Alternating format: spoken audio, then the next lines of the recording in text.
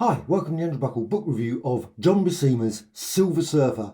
Now this is obviously issue 1 of the cover, and it's IDW. Just come out and it's 182 pages, black and white, of course, all the way through. Obviously it's a colour scan, but it's obviously black and white.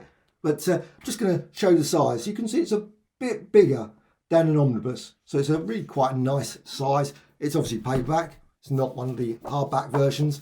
And I think it's just great. There's the back cover there. What does it include? Well, it includes, and I'm just going to quickly go to the front instead of turning around and saying, because it doesn't actually have it. I love the fact it's got 182 pages. However, it doesn't have any page numbering. So you've got no page numbering all the way through it. So if you look through it, no page numbering, no, all the way through. And yet, weirdly, at the front, let's go here, you got here, Silver Surfer, 5, 6 and 8, they're the full stories. Full-ish, there's a few bits missing out, some, but they actually put the other side, you can see page numbers. Why put page numbers when you don't include page numbers? It makes no sense to me because, well, it says, oh, it's on page 89. Well, that's great. I don't know where page 89 is. I can flick through it, obviously backwards and forwards, and I can find the story because, of course, you can work out the story anyway. But they're great stories. So let's just go through some of them, show some examples.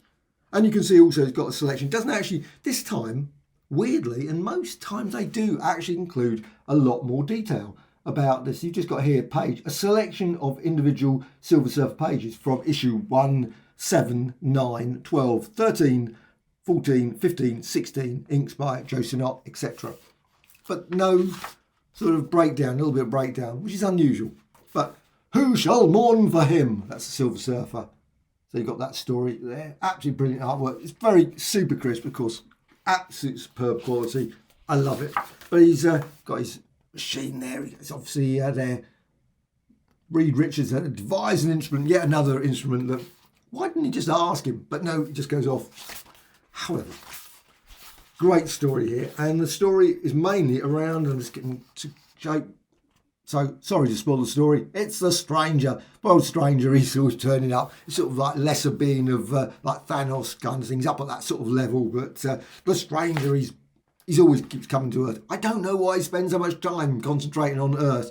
I mean, there's billions of other planets around, but no, I'm going to spend all my time messing around with people on Earth. Obviously, X-Men I think was the first appearance. It looked very unusual back then, but he's turned up quite a lot of times since. Great story though, and it's actually a very dramatic end as well. Love that. Then this one, issue 6. So you've got issue 6 and you've got Worlds Without End. This one's an absolute, actually in many ways a very similar thing. He's always trying to escape from the Earth. He's always trying to get through this barrier, and then of course he works something out, and you've got the storyline, he's whizzing around, etc. And, well, comes across obviously this advanced civilizations where there's a character, a mutant that's obviously the Overlord. So you've got the Overlord, and well, it's all dramatic stuff, and there is the Overlord. I mean, this is a great book, absolutely super cool, really super sharp. You can see the sharpness. This is one of the things I will be buying every volume of this. Artisan ones are absolutely brilliant. The artist editions I love. I mean, I've got a few of them, but they are just so big, too hard to sort of move around. Whereas you can pick this up and you can look at it. Okay, it's not going to be as really super top notch, but still, I think, and you can still see all the pencil there. You can just see the pencil work there. Lots and lots of all the drawing there, all still there to look at. So it's just absolutely, and also of course the comments as he's about to kill or something it says there. Can't make the rest out there. Something down the side. There's obviously bits of writing down the side as well. Sometimes slightly cut off because of the way it's done.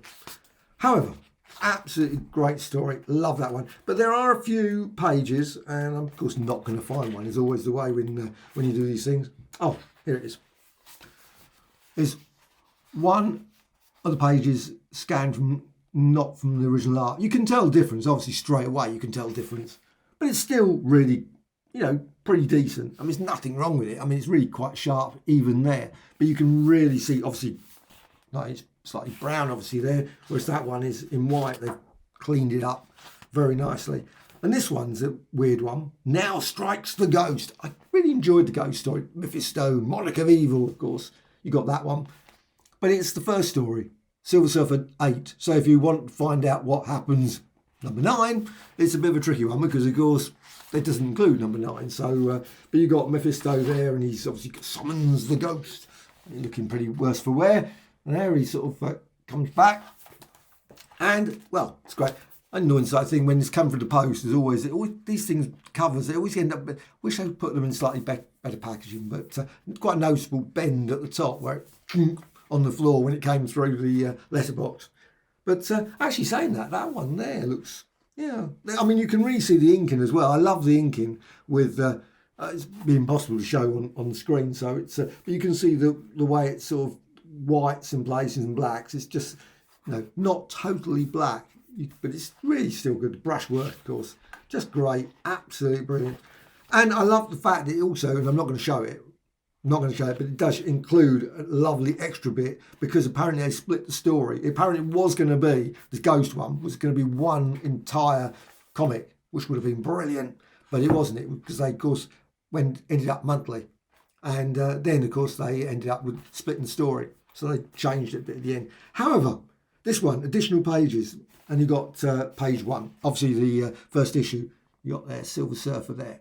So, and there's a number of other ones. However, I have to say that because they never break it down particularly, it's really quite hard. Sometimes you're looking at it and thinking, oh, where's that story continuing? Is this issue 13? Luckily, it does actually say at the top quite often, like Silver Surfer 12 there, and you've got this one, Silver Surfer 13. So you can actually tell the difference, but it is unfortunate when you look at it, you think, oh, is that number 13 or is 12? I've no idea. But it does say 13 there. So how many? It's got like 14. Oh, might as well say it to let you know how many. So you've got issue 1. There's one. So 3, and now is that? Oh, that was issue 7. Yeah, issue 7. There's one from issue 7. Also, there's one here that's issue 9. 9, and so it's 3 from 9. Then there's 12, only one page from 12. So you got that's one with Abomination, and then number 13, you got one there, 13. So you got now what was that? I'm not certain who was in that one. Number 13, and I love that bit. That's always my favourite bit. Was the old useless daydreams were in the Fantastic Four. There's nothing better than that. And Submariner, even the issues. Though weirdly, they chose an issue, I think of the Submariner one, that was an actual issue. Because that one, Doctor Doom versus Submariner. Whereas the Fantastic Four one just shows a picture of like the Thing. I don't think it's every issue that's ever had just the Thing on the front cover. Now that would be quite a dramatic cover, wouldn't it? But still, just odd when they show covers. You look and think, well, what cover that was supposed to be referring to? But you've got a few, like I say, number 14 gets quite a bit. Number 15, there's a couple more. Actually, 15 gets quite a bit. 15 gets about 5 pages. Number 16, that's it. 16, you don't get any more after 16. But then you get the cover gallery. And actually, that's quite nice because you get the cover gallery, of course, of number 1. Wow, that's really nice. That is nice, the cover one of there. I think that's without the obviously all the title and all that sort of stuff. I think that's just always great. It's always fascinating to see it. Actually, that was quite weird as well. Silver Surfer. When I first saw it, I thought, oh, that's strange. I didn't even realise there were 2 very similar, very similar. And it's odd when you look at these ones. You think, wonder why they changed their mind. Because that one, I know I haven't compared to see which one was the one they actually used. But sometimes you look at it and both, to me, look absolutely fine.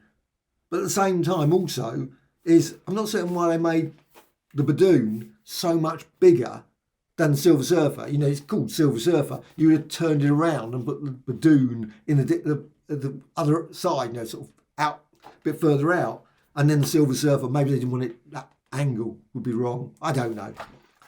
Obviously, it's artistic decisions. You look at it because they do it here. See this one you've got here, the Silver Surfer. So you've got that sort of thing where but sometimes that always looks a bit odd. Looks a slightly unusual cover when you've got people clashing on the cover. I'm certain there's like whole lists of things how best to do this sort of thing and how you look at it. And every artist will have their own opinion because this one's a bit weird. The World He Never Made, issue 10, where you've got the Silver Surfer above and you've got him sort of walking along. You've got 2 of him. It's obviously the same person. It's a simply obviously thing. That always a bit. You think, why? Is it near enough? It's sort of like become part of the title, the Silver Surfer. They've had to include. In fact, I'm surprised they didn't do that. Just include him, move him up a bit, just include him in the title, and then everyone knows, oh, it's the Silver Surfer. Or having the Silver Surfer, you could have had him like whizzing across the title along the top, sort of thing, on his surfboard, whatever, those sort of things. I don't know. Shows I'm not doing covers, but it's there's so many different things you could do, I guess. John Buscema biography, of course, absolutely superb artist, and it's always sad whenever you read it. 2002, never realised he died that long ago. Wow, 20 years ago. When was he born? 1927. Wow, all the Buscema poured over Hal Foster's Tarzan, Prince Valiant. Oh, they were just great stuff. Absolutely, this is a lovely collection. I love it. There's one of my, like I say, a couple of my favourites in here as well. So it's just absolute classic, and I'm looking forward to the another ones that are coming out. I can't remember. Mike Mignola, and there's Spider-Man one coming out, and there's an EC one. I'm looking forward to that. The best of EC. I don't know why they did that. Why did they do that? Cram them all in, because there were 2 volumes in the artist editions. They put them all into one. So just take the best of. Would have been nice if they just brought out the whole lot. But, because I would have bought both. But it's just such a pity that they did that. And also the Reed Crandall one. I would have loved to have had the Reed Crandall one as a separate book. Have it complete.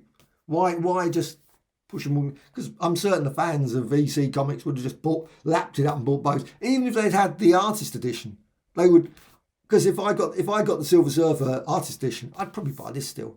Because I would have the artist edition, put it on there. It's great look over, but it's so much easier to look at it in this sort of.